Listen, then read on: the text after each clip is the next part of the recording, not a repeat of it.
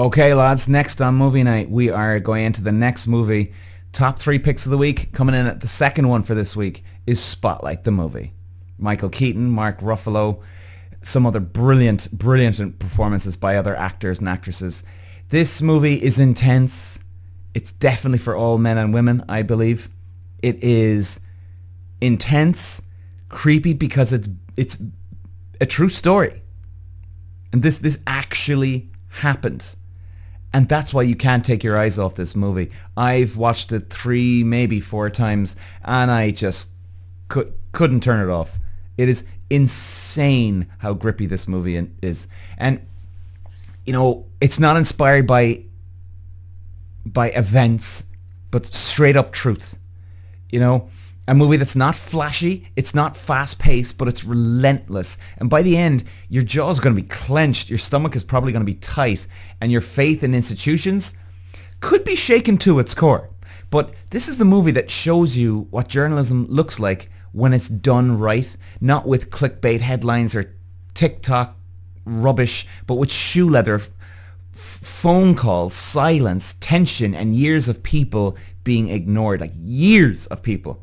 And what were they exposing? Not a scandal, not a controversy, but an epidemic, a cover-up, a systematic betrayal of trust orchestrated by one of the most powerful institutions in the world, the Catholic Church.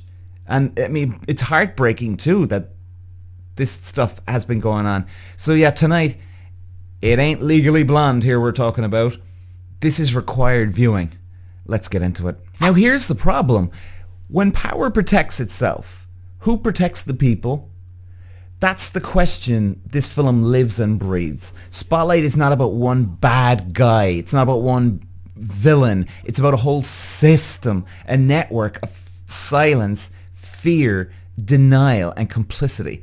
And it's about the stories that never got told. The kids who were dismissed, the files that were buried, and the pain that was normalized for decades. Now, the Boston Globe's Spotlight team, real-life investigative journalists, they're not superheroes. They don't carry guns. They don't wear capes. They carry notepads. And you know, they wear cardigans, and that's what makes it even more gripping. They didn't break into offices. They knocked on doors. They called people. They listened, and little by little, they found out the truth. And then the truth was a effing horror show. This wasn't just one priest. It wasn't even 10. We're talking dozens, covered up, moved around like furniture, man, and protected by bishops, enabled up lawyers, and ignored by everyone who didn't want trouble. And that's the conflict. What do you do when your city, your home, your church is built on lies? How do you speak truth when that truth will shake the entire foundation? Okay, a little history. Who haven't seen it yet, and trust me, you need to see this movie. Spotlight, it came out in, I think it was 2015, and it won the Oscar for Best Picture, rightfully so. Directed by Tom McCarthy, written with a scalpel, no fluff, no Hollywood gloss. It's shot like a kind of a documentary, sparse, kind of quiet, real, and the story follows, like we were saying, the Spotlight investigative team at the Boston Globe in the early 2000s. Now, this wasn't this long ago. These weren't celebrity reporters. They were grinders, journalistic bloodhounds, and they started pulling at a thread, one little thread at a time. One priest accused of molestation, and it ended up unraveling a whole quilt of systematic abuse and cover-up by the Catholic Church. The performance is brilliant. Michael Keaton as team editor, pure weight and integrity. Mark Ruffalo, brilliant, jittery, obsessed, raw. Rachel McAdams, brilliant, understated, but razor sharp. Liev Schreiber in a quiet performance that it's kind of a haunting performance by him.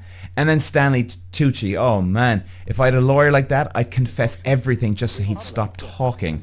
And let me say this, the casting was genius, because none of the characters are flashy in this. No one is acting in that showboaty Oscar bait way. They're just people doing their job, and that makes it more terrifying, because what they're uncovering is enormous. Here's how it all goes down. The Spotlight team gets a tip.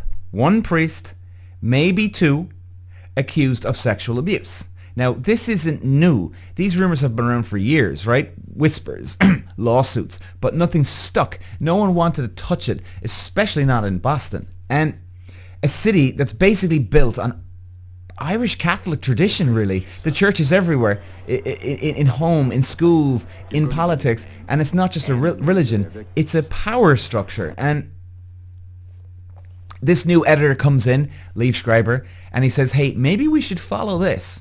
And that's when the dominoes start to crack and fall. The more they dig, the more they find victims, patterns, court documents sealed by confidentiality agreements, priests shuffle from parish to parish, each time with fresh victims. Oh, Lord.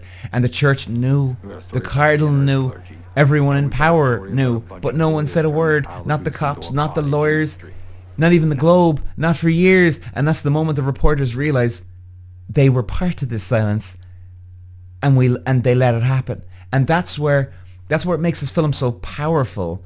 It's not just an expose, it's a confession, and a newsroom admitting, lads, we dropped the ball and now we're going to fix this, even if it costs us everything. The final act of Spotlight isn't an explosion. It's a slow, painful truth. And the team, without giving too much away, even though I don't think it really matters for this, but the team finds stuff. They get victims on the record. They link together priests, bishops, institutions, settlements. And when they finally publish, it's not a victory lap. It's grief. It's rage. It's vindication for the victims. Just not justice, but acknowledgement, which in a world of denial is sometimes can be the first real win. And here's the thing. After the article drops, the phone won't stop ringing, lads. Hundreds of survivor calls, hundreds. And the name of the priests, almost 90. Just in Boston. 90? Can you get your head around that? Not in the world, not in the country, one city. And that's when the silence finally breaks. So what's the takeaway with Spotlight? This isn't just a movie about journalism. It's about a movie what happens when people finally stop looking away. It's about doing the work, even when it's boring, painful, thankless. It's about believing survivors. It's about challenging the institutions when people were never told, right? And it's about giving a damn when no one else does. And yeah, it's about guilt, not just the guilt of the church, but the guilt of everyone who didn't want to see what was right in front of them, because silence protects the abuser.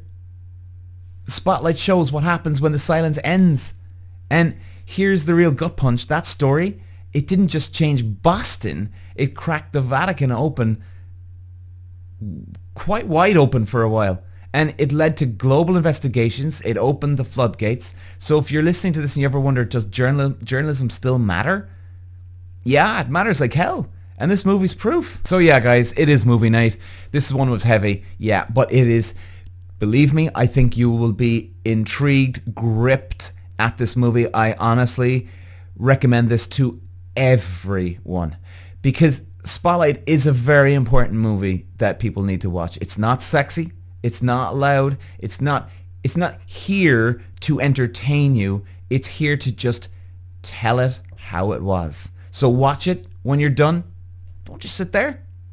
You could say to yourself, what else is covered up? What could I do to pull back the curtain on something? Maybe it could touch a nerve in you, right? Not necessarily about people tampering with kids, right? But other things in your life, you know? Maybe there's other stuff going on that people just don't talk about it. They're too afraid to get into the spotlight with this something. And maybe it is time to speak up. Maybe it is. Because in this movie, the scariest thing in the world isn't the villain. It's the system that lets them get away with it.